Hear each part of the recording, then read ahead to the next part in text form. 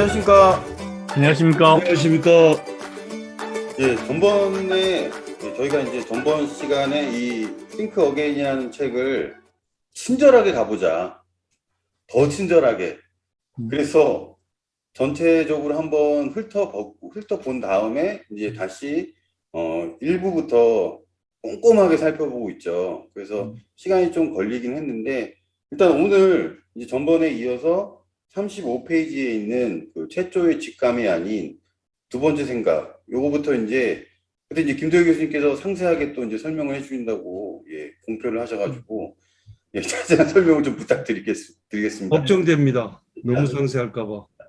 뭐 너무 상세한 것도 아니고 하나하나씩 뭐 짚어 나가죠. 해가지고 쭉 해서 오늘은 뭐 김영철 교수님이 한번 해보시죠.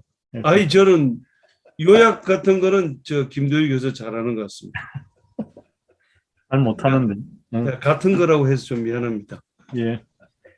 요약이 굉장히 힘듭니다. 그러니까 우리가 이제 기존에 대한 믿음 이런 거, 기존에 대한 믿음을 허물어뜨려야 되는 시대가 왔다는 거죠.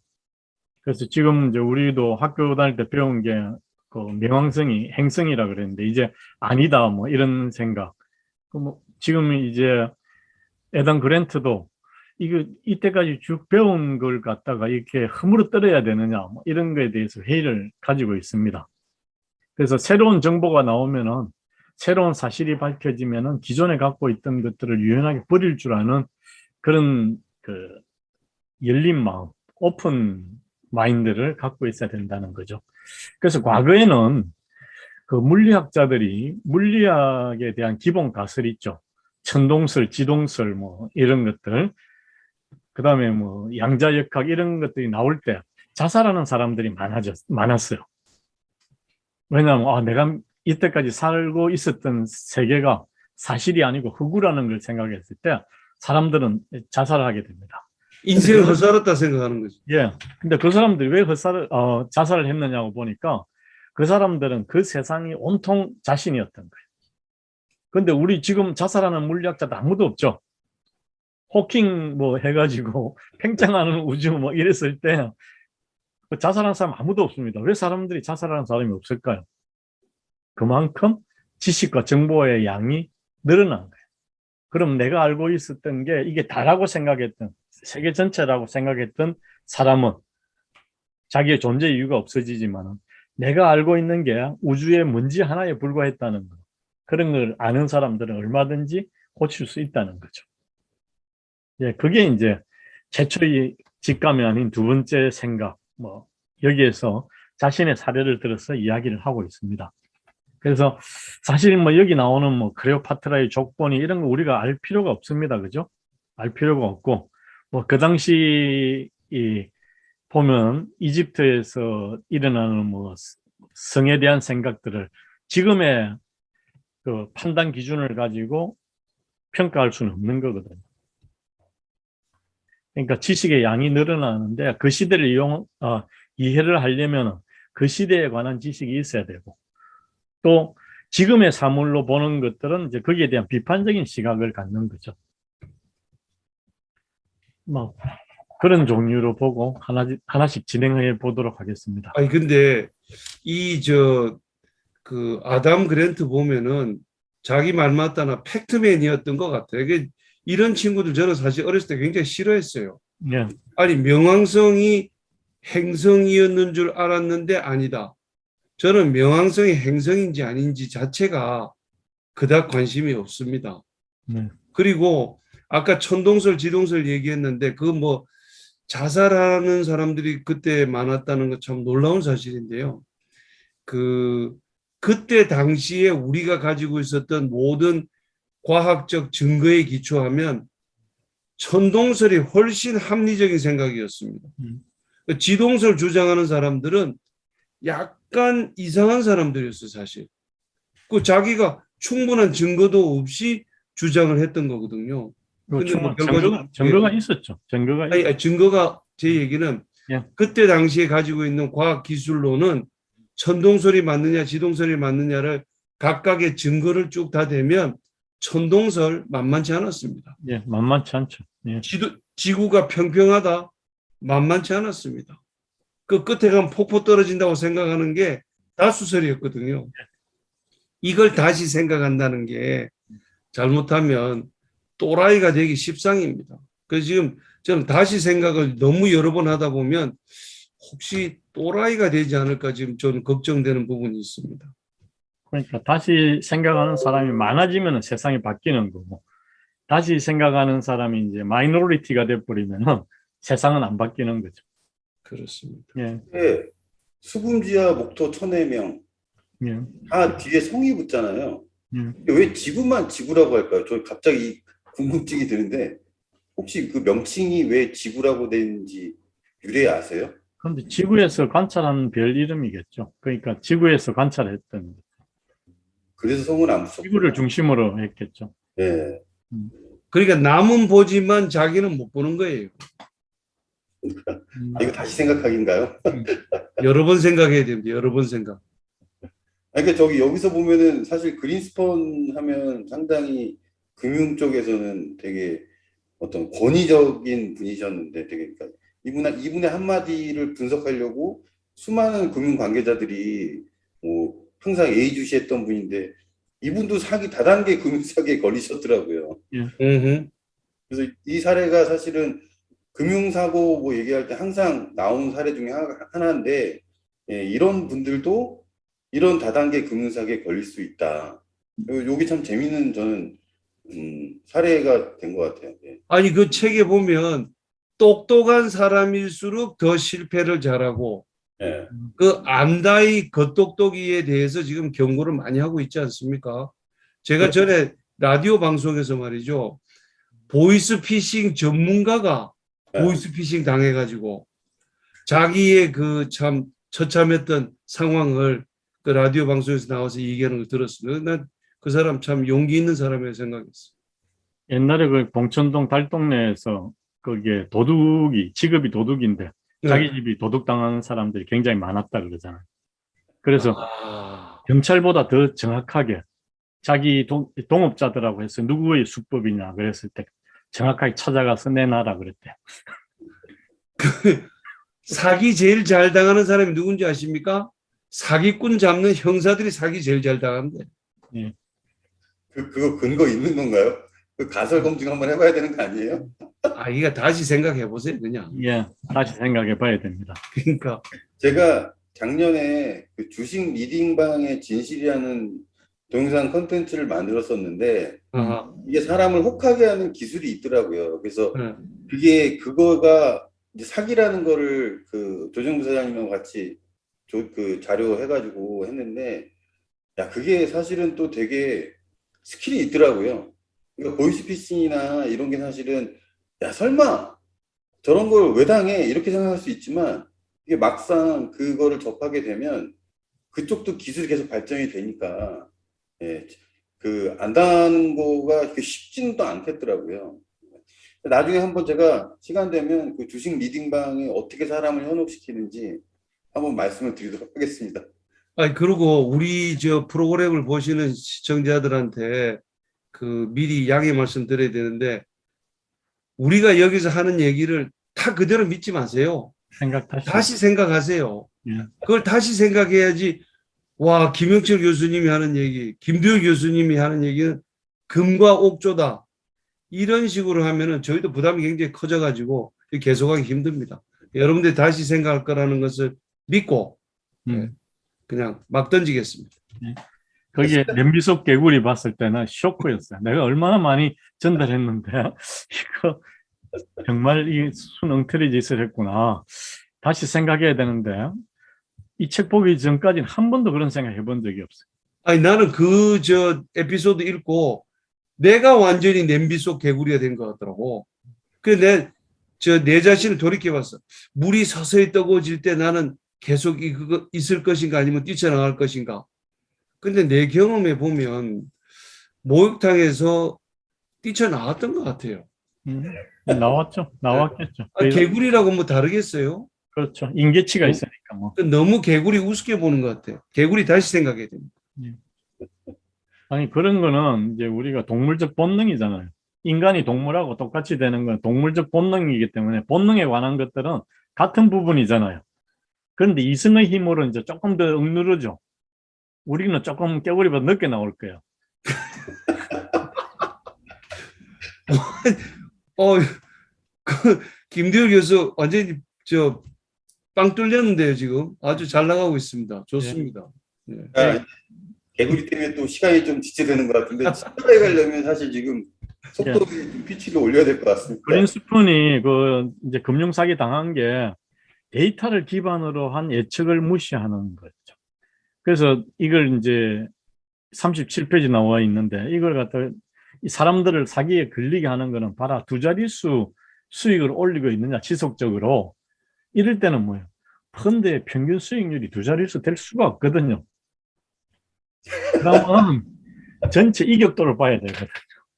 야, 모든 그 맥시멈이 뭐 한 10% 정도 되면 되게 좋은 수익률인데 10% 정도 되면은데 이게 뭐 25%대 두 자릿수다 이러면은 야, 이건 뭔가 이상하다. 응? 그걸 위험을 갖다 느껴야 되는데 그렇지 않다는 거죠. 그래서 아, 이거 되게 좋은 거다 이렇게 생각했다는 거죠. 지금 베트남에 펀드 투자하고 있는 펀드들이 20% 넘는 것들도 있던데. 네, 그렇죠. 그건 이제 리스크 많은 펀드들이죠. 그런 것들은. 고위험가? 예, 그건 하여간 나중에 한번 또 그러니까 하이 리스크 하이 리턴이죠. 그래서 그러면 왜 우리가 지금 뭐 국민연금이 그런데 투자를 왜 안 하겠어요? 브라질 갔다가 폭망한 사람 중에 한 명 있습니다. 그래서 예전에 우리가 IMF 때 그 강남의 빌딩을 전부 어디서 샀는가 하면은 싱가포르 펀드가 다 샀거든요. 아, 그래요? 예, 싱가포르 연금이 다 사버렸습니다. 그래가지고 거의 10배 먹었다는 사람들이 많습니다. 야, 한국에 투자해가지고 이익 안 본 사람이 없다. 뭐 이래가지고 한국이 황금의 땅이다. 주우러 가자. 이렇게. 이번에 한 번만 더 IMF 나오면 확실하게 가자. 뭐 이런 생각을 하고 있습니다. 뭐 학습 효과가 있으니까 이번에는 IMF가 아니라 뭐 딴 거 영어 세 글자가 나오겠죠. 예. 그렇죠. 그 다음에 이제 한번 넘어가 봅시다. 네. 그래서 이게 그런 리스크가 있음에도 불구하고 그걸 모르는 거는 무시한 거는 자신이 생각하는 것이 옳은지 다시 생각하지 않기 때문이다. 이게 이제 사기꾼들이 하는 거예요. 몰두하게 만드는 거죠. 몰두하게. 그래서 과학자의 방식으로 해야 된다. 근데 그린스푼은 이제 자기가 전문가인데도 그렇게 했어야 했음에도 불구하고 안 했다는 거예요. 설마 내가 속겠냐, 뭐 이러면서. 아니 그래서 검사들하고 형사들이 사기 많이 당한대요, 실제로. 네. 설마 내한테 죽으려고 뭐 이런 식으로 다 자만하는 거죠. 예. 그래서 여기까지 이제 강조한 게 과학자가 되는 거다. 그래서 우리가 이제 안경을 쓰는데, 그래서 안경이라는 게 참 진짜 중요합니다. 이 안경이 이거 하나밖에 없으면은 이제 해변가에 가서도 이거 써야 되고, 스키장에 가서도 이거 써야 되고, 뭐 작업할 때도 이거 써야 되고, 하나밖에 없잖아요. 이 안경을 하나밖에 없는 사람은 굉장히 불행한 사람. 그래서 내가 수영장에 갔을 때 수영 안경을 써야 되고, 스키장에 갔을 때 스키 안경을 써야 되고, 응? 용접할 때 용접 안경을 쓰고, 탁탁 이렇게 바꿀 수 있는 사람들은 아주 이제 방법론이 많은 거죠. 생각하는 방식들이 많은 거고. 그래서 우리가 여기서 이제 주장하는 거, 과학자의 안경을 쓰고 세상을 봐야 된다. 그래서 정치가, 검사, 뭐 전도사, 전도사. 뭐 이런 그 안경은 벗어라. 적어도 다시 생각하기는 과학자의 고글을 갖고 보는 거다. 이렇게 이제 39페이지 과학자의 고글이라는 이야기입니다. 네. 그래서 직업이 과학자인 사람에게 다시 생각하기는 필수적이다는 거죠. 그래서 과학은 어디에서 시작되느냐 하니까 자기 부정에서 시작된다거든요. 자기 부정. 신학은 어디에서 시작되냐? 자기 긍정에서 시작되는 거죠. 그래서 도킨스를 제일 싫어하죠. 목사들이. 그래서 옛날에 한번 이 도킨스 강의를 한번 했다가, 이기적 유전자 강의를 했다가, 그 우리나라 굴지 그룹인데 이 팀장들이 굉장히 반발하는 겁니다. 되게 반발 누가 있느냐? 전부 다 그 장로들이 선생님 그럴 수 있습니까? 선생님을 믿었는데 막 이러면서 놀랐습니다. 그래서 이거 종교적인 거 이야기하면 도킨스 이야기하는 게 굉장히 위험한 것 같아요. 근데 위험한 이유 중에 하나가 도킨스가 사실은 그 과학자로서에만 국한된 얘기를 하고 있는 것 같지가 않기 때문입니다. 그러니까 그렇죠. 종교를 과학적인 근거를 가지고 이제 반박하고 뭐 혹세무민하고 현혹하는 거다. 이런 식으로 얘기를 하는 건데 사실 종교의 영역이 그 말할 수 없는 것에 대한 영역이거든요. 근데 그거를 말할 수 있는 것의 영역에 있는 과학에 잣대 가지고 종교를 다 비판해 버리면 물론 비판될 수 있는 부분이 있죠. 그래서 말할 수 없는 것에 대해서 말하지 마라 라고 얘기한 비켄슈타인의 경고는 사실은 종교에만 적용되는 것이 아니라 도킨스 자신에게도 적용된다는 사실을 잊지 말아야 될 겁니다. 그래서 과학이 다룰 수 있는 영역이 어디까지인지에 대해서 제 생각에는 도킨스는 겸손하지 못하다. 이게 제 입장입니다. 도킨스는 뭐 연구는 항상 그러죠. 연구의 한계를 항상 그 제시를 합니다. 논문에서도 항상 연구의 한계, 뭐 error of estimation이라든지 혹은 뭐 사회과학 쪽에서도 연구의 한계를 꼭 이야기를 하는데 이제 사람들은 그 부분을 뺍니다. 왜 빼느냐니까 연구의 한계를 하면은 이 논지가 흐트러져요. 새로운 주장이 안 먹혀 들어갑니다. 그래서 굉장히 강력하게 이야기를 하죠. 그리고 또 전하는 사람들이 또 연구의 한계를 빼고 이야기를 합니다. 왜? 센세이셔널하니까. 예.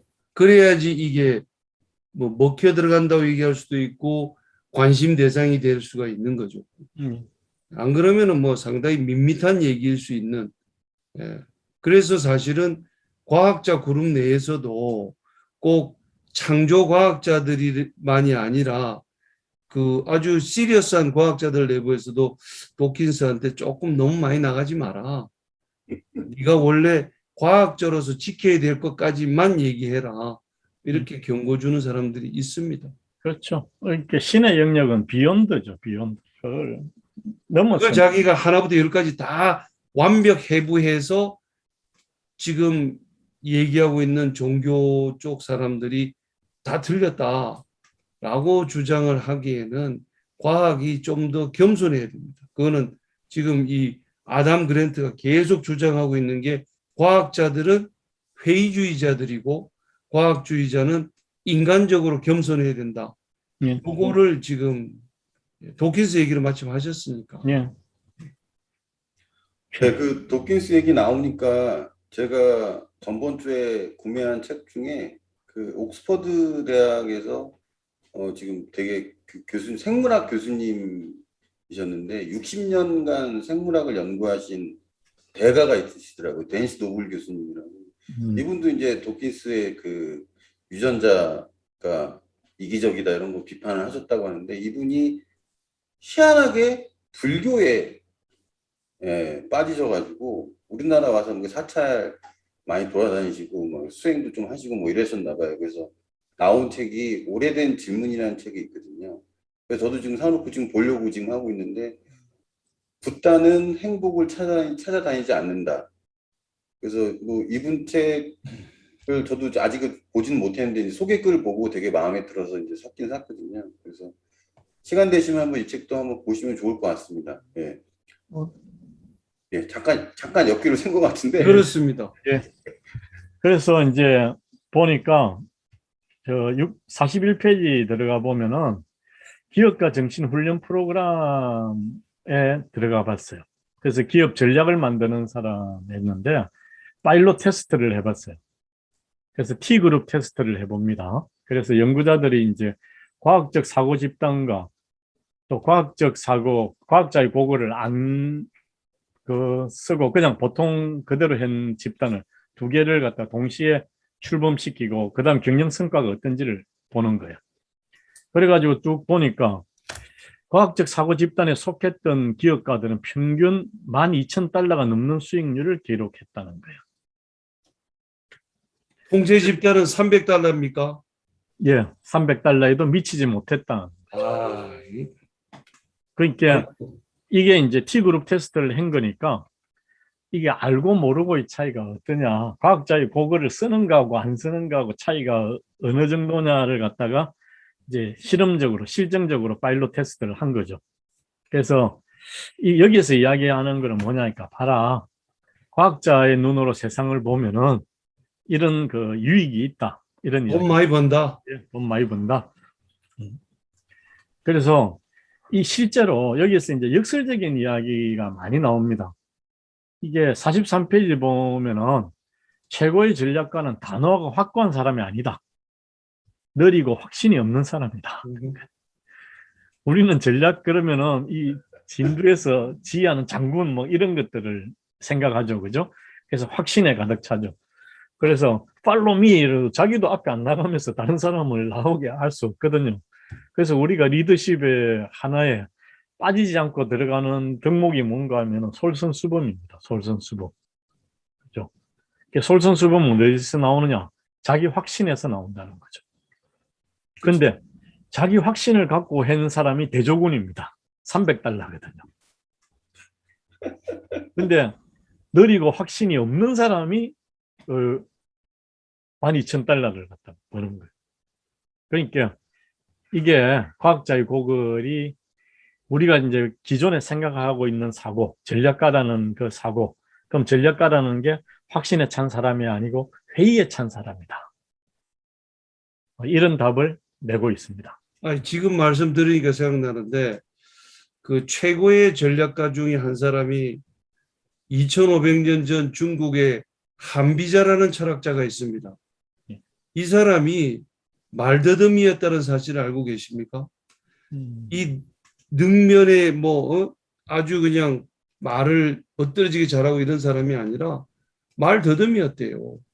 그러니까 그다음에 또 그 미국의 포춘 500에 있는 기업의 대표들을 조사를 해봤더니 제규엘치처럼 이렇게 아주 그냥 딱 나서서 나를 따르라 뭐 이런 스타일의 사람들이 많은 줄 알았더니 의외로 조용한 리더들이 많았다는 겁니다. 항상 뒤에서 이렇게 하고 남을 받쳐주고 온화한 성격 그리고 자기 자신을 내세우지 않는 이런 걸 보면은 그 지금 말씀하시는 그 애덤 그랜트의 얘기가 상당히 다시 생각해 볼 가치가 있는 얘기라고 생각됩니다. 예. 근데 약간 좀 그게 우유부단함하고 이게 좀 구분하기 쉽지 않지 않나요? 자칫 잘못 보면 밑에 실무진들이 봤을 때는 엄청나게 힘들죠. 그 네. 부분이 사실은 어떤 그 파인 라인을 걷는 것과 마찬가지로 생각합니다. 그러니까 그 리더는 단호한 결정을 내릴 줄 알아야 된다. 네. 이렇게 얘기한 게 마키아벨리가 군주로서 얘기를 하고 있거든요. 네. 근데 지금 보면은 그랜트는 그 마지막 순간에 단호한 결정을 내리기까지의 과정에서 늘 다시 생각하고 겸손하고 자기 자신을 부정을 할 줄 아는 과정에 대한 얘기를 주로 많이 하는 것 같아요. 그러니까 뭐 네. 막판에 가서도 또 뒤집고 또 뒤집고 뭐 계속 뒤집어라는 얘기가 아니라 어떠한 그 걸어가는 과정을 얘기하는 것 같습니다. 그렇죠. 이제 어떤 결단의 순간이 오기 전까지는 모든 가능성 있는 것들을 다 검토해 봐야 된다. 그리고 여태까지 다 해가지고 결정이 내렸다 할지라도 그 전체 결정의 전제가 되는 사항이 바뀌게 된다면 다시 생각해 봐야 된다. 맞습니다. 오랜만에 김두일 교수하고 생각이 비슷해지네요.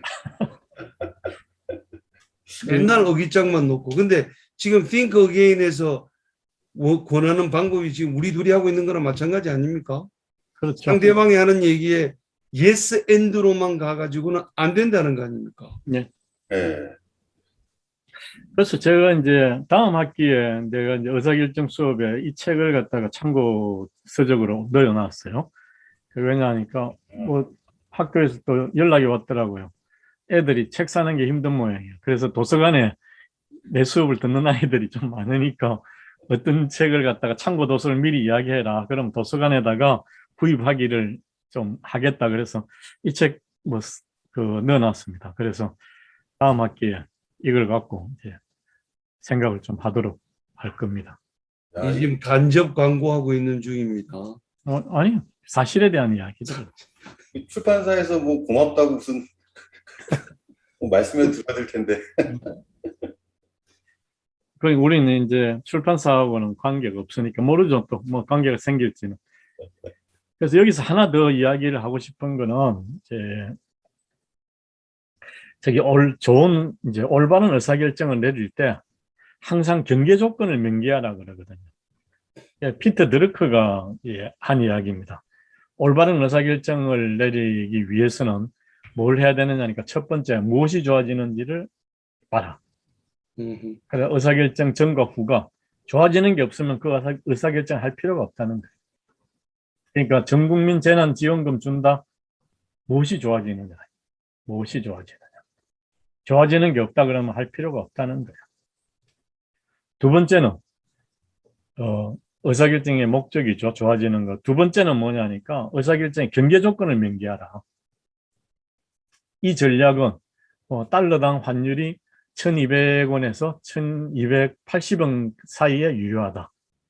그러면 그 옵션이잖아요. 이 옵션 자체가 바뀌면은 이 의사결정은 새로 해야 된다는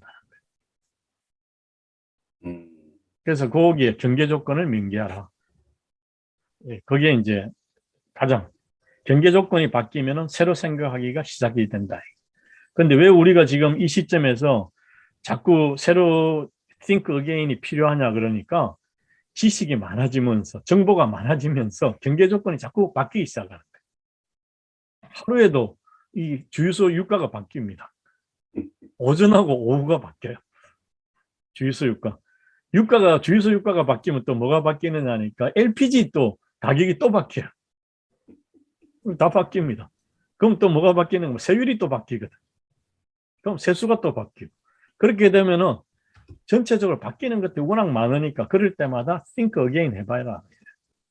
그러니까 think again을 안 했기 때문에 우리 부동산 정책도 실패하는 거고 이런 것들. 그때 think again 해가지고 전체적으로 상황이 어떻게 달라졌으니까 어떤 방식으로 가야 되는지 이런 것들을 그러니까 깨달은 거죠. 게으른 거. 게으르고 교만한 것들이죠. 지적 게으름이 많이 역할을 하는 거죠. 예. 그리고 관성의 법칙이 있지 않습니까? 예. 가던 대로 늘 가는 것이 결국은 편안하니까. 이게 저 비디오를 갖다가 압축하는 것도 결국 마찬가지 원리라 그러더라고요. 그러니까 움직이지 않는 부분에 대한 것은 그냥 상수값으로 놓고 더 이상 그거를 이 기록 그 파일에 저장하지 않고 움직이는 부분만 계속 저장을 하기 때문에 큰 파일을 작게 줄일 수 있다. 그러니까 우리가 지적 게으름을 가지고 있다라고 하는 거는 한편으로는 뭐 그 좋은 일이고 다른 한편으로는 이제 뭔가 새로운 것을 추구하거나 진리에 다가간다든지 혁신을 한다든지 이럴 때는 그게 걸림돌로 작동하는 거죠. 그런 걸 계속 think again 하라.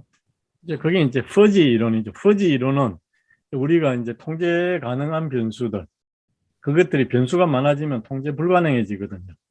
그래서 한 가지 변인들만 놔놓고 나머지는 이제 콘스탄트하다고 보는 거죠. 그렇게 해야지만 나오는 거죠. 근데 이제 누군가가 이제 그래 제기합니다. 그게 상수로 볼 수 없는데요. 그래 버리면은 이제 전체가 허물어지는 거거든요. 그래서 그걸 상수로 볼 수 없지만은 상수라고 가정하고 보자. 이렇게 해야 돼.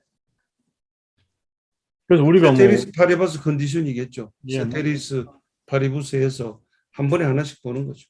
그래서 갑자기 뭐 장염이 생겼다, 설사가 났다. 그러면 평소 때 먹던 거는 상수로 보고 안 먹던 거 뭘 먹었지? 이렇게 생각하는 거죠. 아니 근데 모르긴 해도 지금 여기 과학자적으로 인생 살아가라고 얘기하는데 과학자하고 살면은 굉장히 피곤할 것 같아. 아니 철학자하고 같이 사는 것도 상당히 피곤합니다. 네. 만만치 않습니다. 근데 이번에 이 책 읽으면서 야, 이 과학자하고 같이 사는 것도 힘들겠다. 맨날 당신하고 나하고 관계를 한번 다시 생각해 보자. 매 순간 그래가지고 살아갈 수 있겠어요?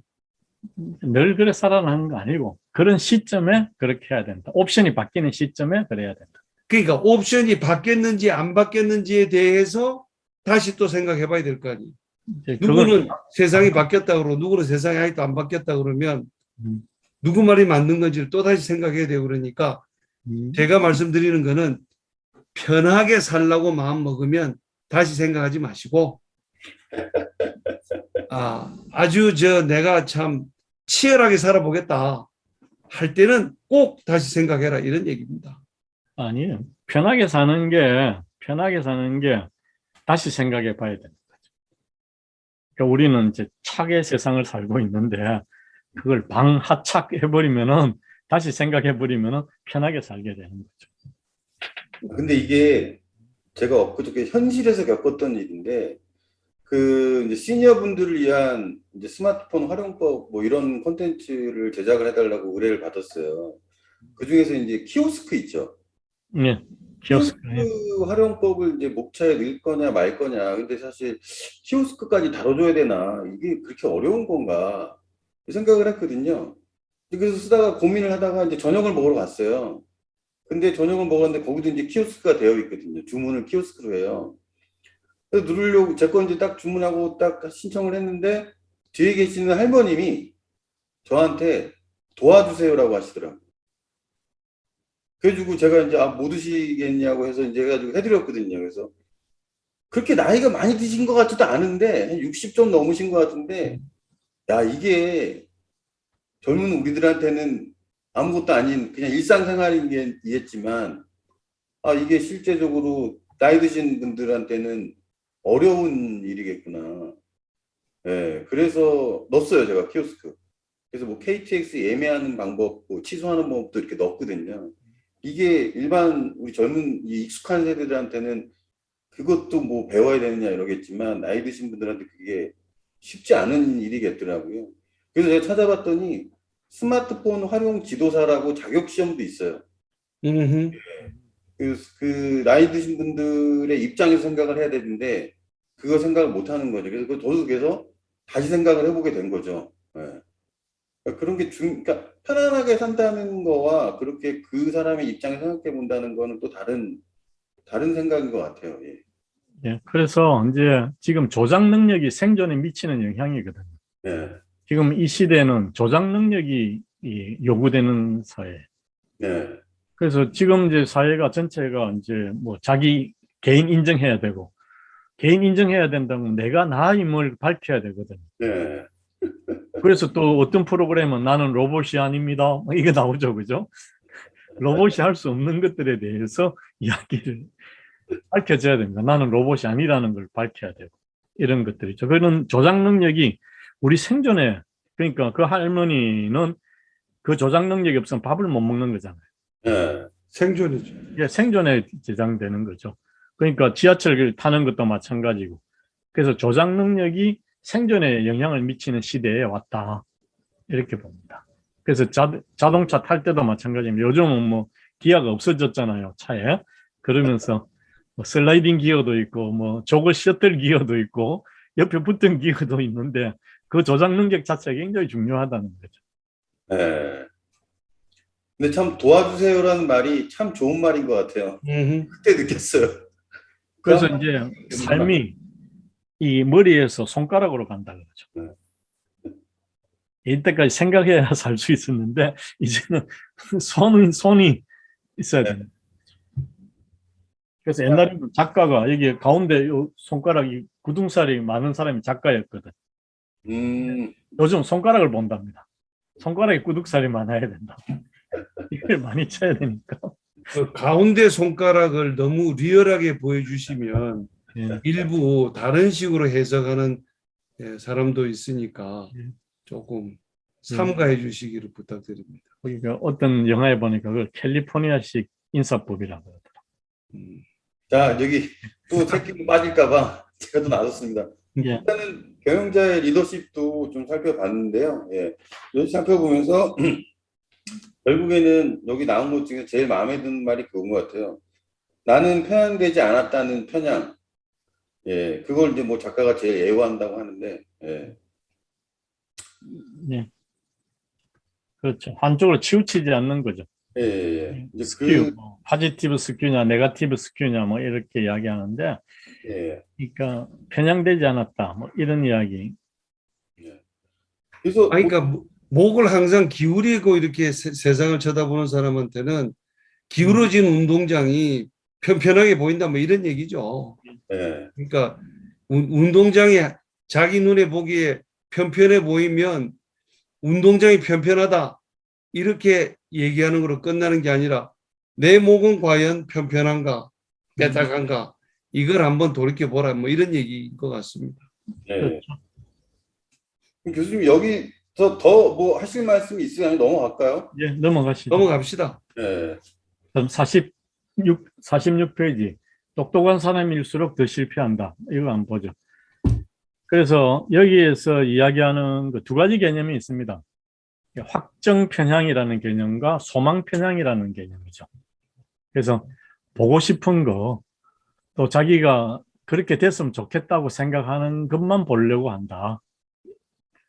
근데 이 똑똑한 사람일수록 이런 것들이 없을 것 같은데 강하다. 이런 거죠.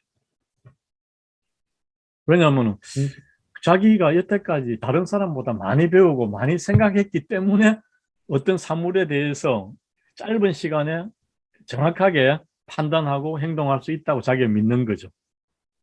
그래서 소망 편향, 확정 편향이 강한 사람일수록 똑똑하게 돼 있고, 똑똑한 사람이 그걸 자기가 성공 요인이라고 생각하니까 그것들의 영향을 많이 받는다는 이야기죠. 그래서 이 개념은 3부, 2부, 3부에도 계속 나옵니다.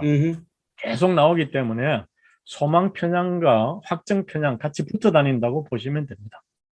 그래서 미국의 위대한 대통령들을 조사를 해보니까 결국은 두 가지 요인을 가지고 있었던 것으로 판명됩니다. 하나는 지적 호기심, 또 하나는 개방성. 이 두 개가 뭐겠습니까? 편향되어 있지 않으려고 부단히도 노력을 하는 거죠. 내가 혹시 잘못된 지식을 가지고 있는 것은 아닌가? 내가 혹시 남의 말에 귀를 닫고 있는 것은 아닌가? 이런 그 자기 노력을 기울인 사람들이 편향을 많이 극복함으로 해서 위대한 대통령으로 올라갔다. 이런 얘기가 나오죠. 우리나라 대통령도 마찬가지죠. 자기가 무식하다고 인정한 사람은 그 경제에 굉장히 성공을 했습니다. 근데 내가 다 안다는 사람, 내가 해봐서 아는데 이런 사람은 좀 아닌 것 같아요. 맞습니다. 그러니까 실명은 얘기하지 마십시오. 예, 실명 얘기하면은 음. 또 좌우 뭐 이렇게 갈려가지고 여기에 뭐 계란 날아올지 모릅니다. 제가 하나 궁금한 게 그 미국 대통령 역대 순위를 매겼다고 하는 것 같은데 이 1위가 누굴까요? 그러면 미국에서 링컨 아닌가요, 보통? 링컨일까요? 워싱턴, 링컨, 뭐 한번 찾아는 봐야 되겠는데 저는 루즈벨트가 사실은 루즈벨트도 네. 만만치 않죠. 네.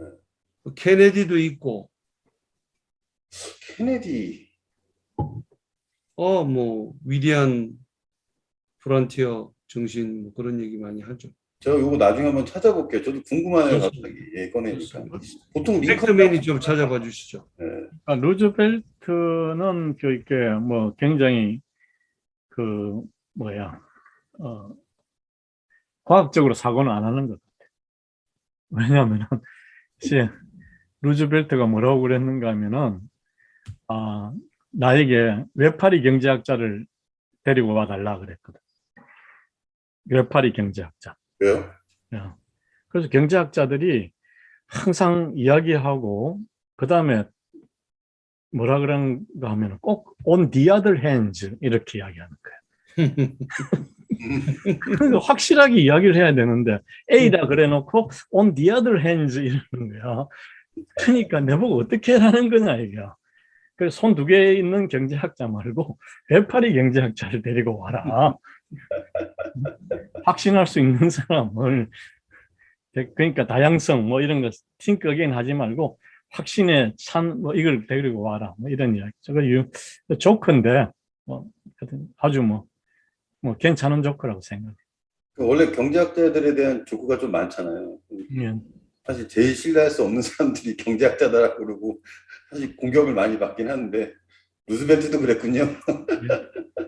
아니, 회사의 사장이 회사 내에 있는 경제학자를 불렀어. 내년 경기가 어떻게 될 것 같으냐? 경기가 굉장히 안 좋습니다. 그럼 어떻게 되지? 이 직원들 감축해야 될 것 같습니다. 니부터 파이어다.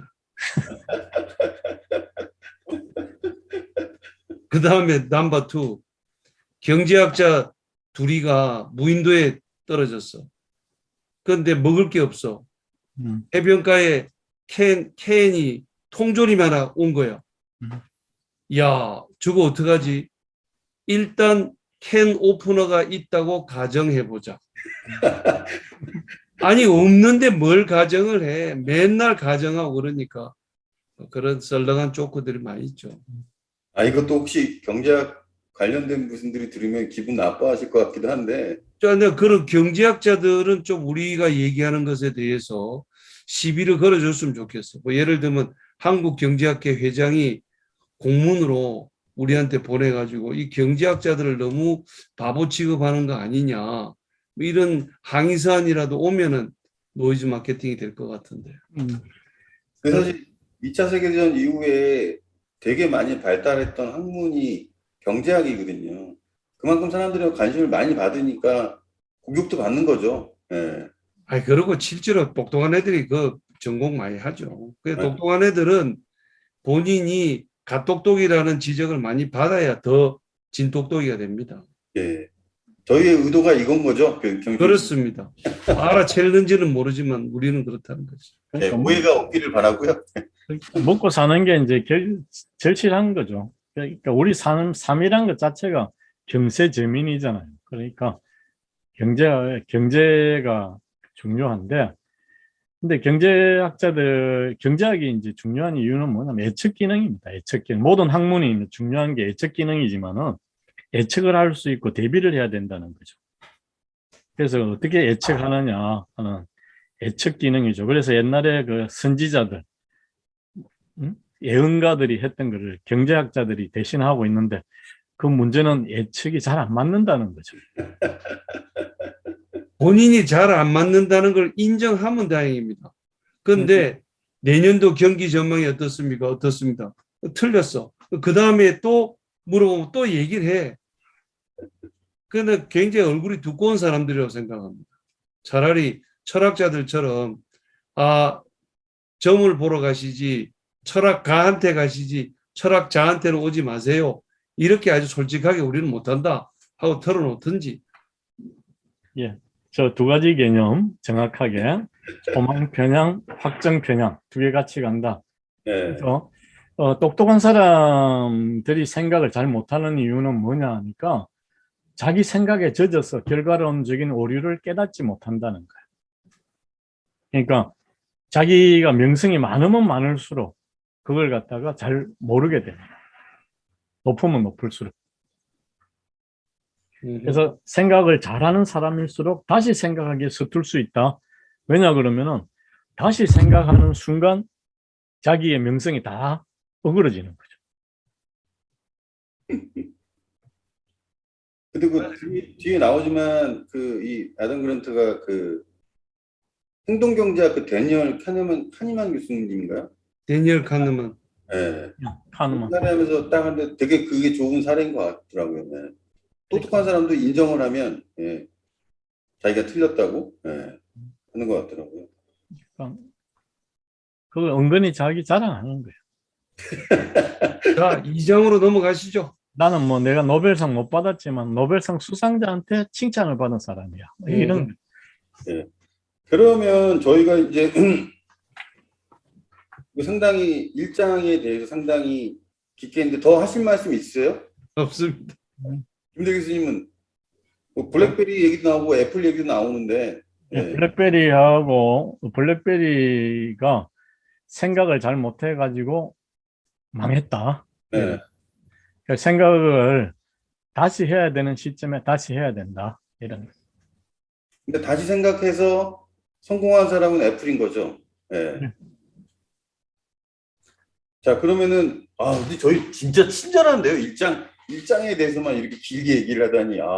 일장이 이제 사실 중요한 겁니다. 왜냐하면은 일부에 대해서 2부가 들어가면은 2부는 사실은 좀 허약해요. 3부로 갈수록 허약한데 그게 이 책의 후크예요. 뭐냐 그러면은 이게 필요한 게 생각하는 사람이 누굽니까? 나잖아요, 나. 네. 나한테 유익이 크다는데요. 이 책을 보면은 네가한테 좋아진다. 그러니까 하고 싶은 말은 일장에다가 다 해놓고 그 다음에 나를 중심으로 그 다음으로 이제 펼쳐가는 거예요. 그게 이제 서양식 사고방식입니다. 서양식 사고. 두갈식이죠. 두갈식. 뭐 인디 사고에서 들어가는 거죠. 자기 주변에.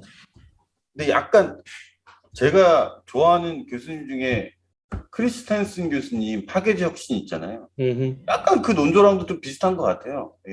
자기 자신을 결국에 그 성장시키려면 기존의 고정관념을 버려라. 이거 좀 비슷한 것 같은 느낌을 저는 받고 있고요. 자, 그러면 죄송한데 2장 들어가기 전에 잠깐만 한 5분 정도만 쉬었다 할 수 있을까요? 당연하죠.